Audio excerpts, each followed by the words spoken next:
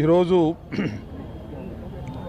రాష్ట్రంలో రైతుల యొక్క సమస్యలను పరిశీలించిన తర్వాత ప్రధానంగా రాష్ట్ర వ్యాప్తంగా తీవ్రమైన ఎరువుల కొరత ఉండటం, దానితో పాటు ముఖ్యంగా యూరియా సరఫరా తక్కువ, డిమాండ్ ఎక్కువ, పంపిణీ విధానంలో ప్రభుత్వం ఫెయిల్ అయిన విధానాన్ని వైఎస్ఆర్ కాంగ్రెస్ పార్టీకి దృష్టికి వచ్చిన తర్వాత దాన్ని దృష్టిలో పెట్టుకొని రాష్ట్ర వ్యాప్తంగా వాళ్ళ గ్రీవెన్స్ డేని పురస్కరించుకొని ఆయా జిల్లాలలో అక్కడ ఉన్నటువంటి అధికారులకు, ముఖ్యంగా కలెక్టర్కి ఈ ఎరువుల సమస్య గురించి, ప్రత్యేకంగా యూరియా కొరత గురించి ఈరోజు విజ్ఞాపన పత్రాన్ని ఇవ్వాలనేటువంటి ఉద్దేశంతో వైఎస్ఆర్ కాంగ్రెస్ పార్టీకి సంబంధించినటువంటి గుంటూరు జిల్లా నాయకులు, కార్యకర్తలు కూడా ఈరోజు వచ్చి కలెక్టర్ గారికి విజ్ఞాపన పత్రాన్ని సమర్పించడం జరిగింది.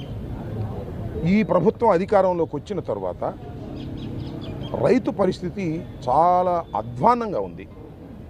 ఎప్పుడూ లేనంత దౌర్భాగ్యమైన పరిస్థితి వాళ్ళ రైతు ఎదుర్కొంటున్నాడు. ముఖ్యంగా మీరు చూశారు, ఏ పంటకి కూడా గిట్టుబాటు ధర లేదు. ఏ పంట అయినా తీసుకోండి, మిర్చి, పసుపు, పొగాకు, మామిడి, పత్తి, ఏ పంటకు తీసుకున్నా గిట్టుబాటు ధర కల్పించడంలో ప్రభుత్వం పూర్తిగా విఫలమైపోయింది. విఫలమైపోవడంతో పాటు ప్రభుత్వం మీద ఒత్తిడి తీసుకురావాల్సిన బాధ్యత కలిగినటువంటి వైఎస్ఆర్ కాంగ్రెస్ పార్టీ అనేక సందర్భాలలో రైతుల్ని పరామర్శించడం కోసం వెళుతున్నప్పుడు చాలా దుర్మార్గమైన పద్ధతుల్లో ప్రభుత్వం పనిచేస్తుంది. పోలీస్ యంత్రాంగాన్ని ఉపయోగిస్తుంది. మిర్చి రైతుల బాధలు తెలుసుకునేందుకు గుంటూరు పట్టణానికి మిర్చి యార్డుకి జగన్మోహన్ రెడ్డి గారు వచ్చిన సందర్భాన్ని అయితేనేమి, పొగాకు రైతుల్ని పరామర్శించడానికి వెళ్ళిన సందర్భం అయితేనేమి, మొన్న బంగారుపాలెం మామిడి రైతుల్ని పరామర్శించడానికి వెళ్ళిన సందర్భంలో అయితేనేమి, ఇష్టానుసారంగా ప్రభుత్వం వ్యవహరించడంతో పాటు వారికి సంబంధించినటువంటి మీడియా సెక్షన్ రకరకాలుగా వార్తలు రాస్తున్నారు. ఏం రాస్తున్నారో చూశారు కదా. మామిడి పంట రోడ్డు మీద వేసి తొక్కిస్తారా? ఏమిటి అన్యాయం? తొక్కించరా? మరి టమాటాలు తొక్కించలేదా ఇంతకుముందు? పొగాకు మంటలులో పెట్టి కాలవలేదా? నిరసన. రైతు పంటని అమ్మటం కంటే రోడ్డు మీద వేసి తొక్కిస్తే బెటర్ అనుకునే దశకు ఈ ప్రభుత్వం తీసుకొచ్చినందుకు ప్రభుత్వం సిగ్గుపడాలి తప్ప, తొక్కించారనేది ఒక ఇష్యూగా ఆ పత్రికలు రాస్తున్నాయి. ఇది సరైనటువంటి విధానం కాదని మనం చేస్తున్నాం. ఇవాళ వైఎస్ఆర్ కాంగ్రెస్ పార్టీ రైతు భరోసా కింద 13,500 రూపాయలు ప్రతి సంవత్సరం ఇస్తూ వచ్చింది.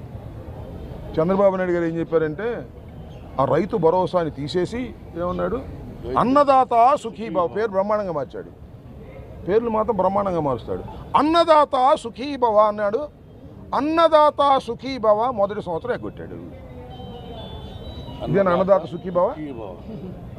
20,000 రూపాయలు ఇస్తానని నువ్వు అధికారంలోకి వచ్చిన తర్వాత, ప్రమాణ స్వీకారం చేసిన తర్వాత 20,000 ఇవ్వాలిగా. ఎందుకు ఎగ్గొట్టావు? పేరు బ్రహ్మాండంగా మార్చావు. 20,000 ఎగ్గొట్టి మొన్న వేస్తానంటున్నాడు 5,000, మళ్ళీ 7,000 ఏదో ఇన్స్టాల్మెంట్గా వేస్తానంటున్నాడు. ఒక సంవత్సరం ఎగ్గొట్టినందుకు చంద్రబాబు నువ్వు మోసగాడివి, చంద్రబాబు నువ్వు 420వి అని అంటే తప్పేంటి? అంతేకాదు, మీరు చూసారు అమ్మ ఒడి పేరు మార్చాడు. తల్లికి వందనం పేర్లు మాత్రం బ్రహ్మాండంగా మార్చాడు. ఏమయ్యా, తల్లికి వందనం, అమ్మ ఒడి 10 సంవత్సరం ఇచ్చాంగా, తల్లికి వందనం మొదటి సంవత్సరం ఎందుకు ఎగ్గొట్టేశా? 15,000 రూపాయలు 2 పిల్లలకి, 3 పిల్లలకి, 4 పిల్లలకి, ఎంతమంది అంటే అంతమందికి ఇస్తాన్నావుగా. ఎందుకు ఎగ్గొట్టావు? ఎగ్గొట్టావు అంటే మోసగాడివా కాదా అని అడుగుతా ఉన్నావు. పేర్లు మాత్రం బ్రహ్మాండంగా మార్చావు, పథకాలు మాత్రం మొదటి సంవత్సరం ఎగ్గొట్టేశావు. ఎగ్గొట్టేసి ప్రజలకు అన్యాయం చేసినటువంటి నువ్వు ఇవాళ రైతుల గురించి మనం మాట్లాడుతున్నాడు. అన్నదాత సుఖీభవ రిలీజ్ చేసేటప్పుడు నేను ఎంతకాలం, ఏదో తప్పు కొద్దిగా పొరపాటు కూడా మాట్లాడుకు, నేను ఎంతకాలం ఉన్నంతకాలం రైతులకు భరోసా నేను అన్నాడు. నువ్వు ఉంటేనే నాశనమయ్యా. నీ కాలు పెడితేనే పంటలకు గిట్టుబాటు ధర రాదు, నీ కాలు పెడితేనే పంటలు సరిగా పండవు, నీ కాలు పెడితేనే ఎరువులు సక్రమంగా అందవు. ఇవాళ పరిస్థితి ఏంటండి? ఇవాళ రాష్ట్రంలో రైతాంగం ఎరువులు వేసే సమయం వచ్చింది, వర్షాలు పడ్డాయి, పంటలకు విత్తుకున్నారు, ఎరువులు వేయాల్సిన పరిస్థితి ఉంది, యూరియా వాడకం చేయాలా, అందుతుందా యూరియా? లైన్లో నిలబడుతున్నారు, ఎండలో మండు టెండలో లైన్లో నిలబడి దొరక్క ఆవేదన చెందుతున్నటువంటి రైతాంగాన్ని చూసినప్పుడు సిగ్గులేదా నీకు అని అడుగుతా ఉన్నా.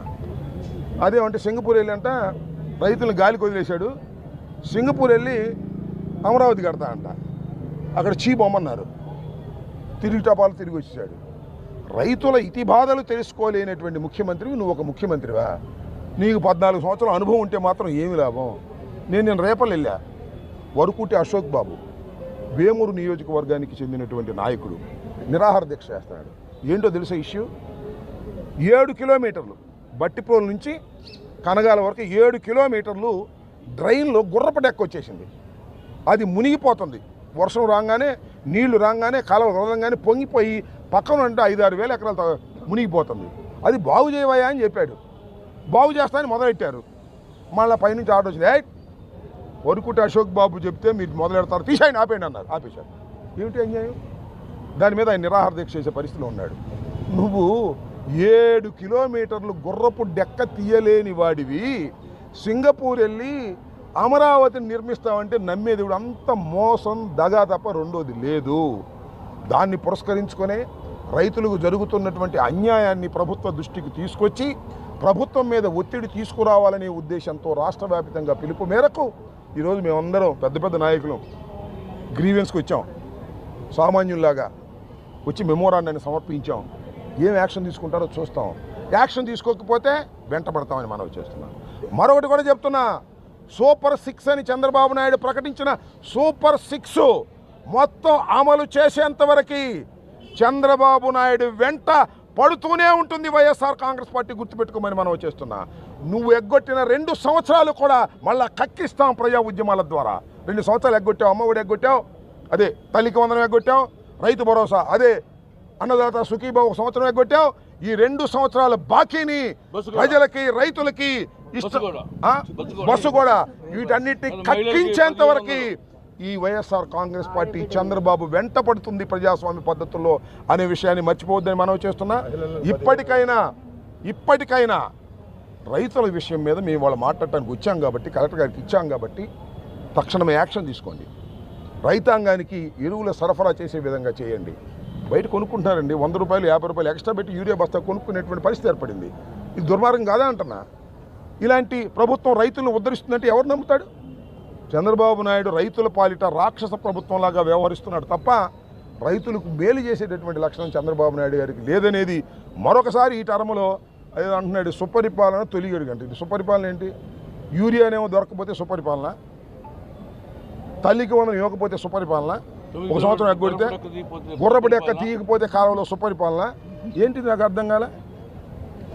ఇవాళ అన్నదాత సుఖీభావ 1 సంవత్సరం ఎగ్గొట్టావు 20,000, ఇది సుపరిపాలన? ఎవడు చెప్తాడు? నువ్వు ఉన్న డప్ప కొట్టుకోవడం తప్ప ఇది సుపరిపాలన కాదు, ఇది మోసపు పాలన అని ప్రజలు నిర్ణయించుకున్నారు. కాబట్టి తక్షణమే మేము ఇచ్చినటువంటి మెమోరాండం మీద ప్రభుత్వం యాక్షన్ తీసుకోవాలని మేము కోరుతున్నాం. యాక్షన్ తీసుకోకపోతే ఉద్యమ రూపంలో దీన్ని ముందుకు తీసుకువెళ్తామని కూడా ఈ సందర్భంగా చెప్పదలుచుకున్నాం.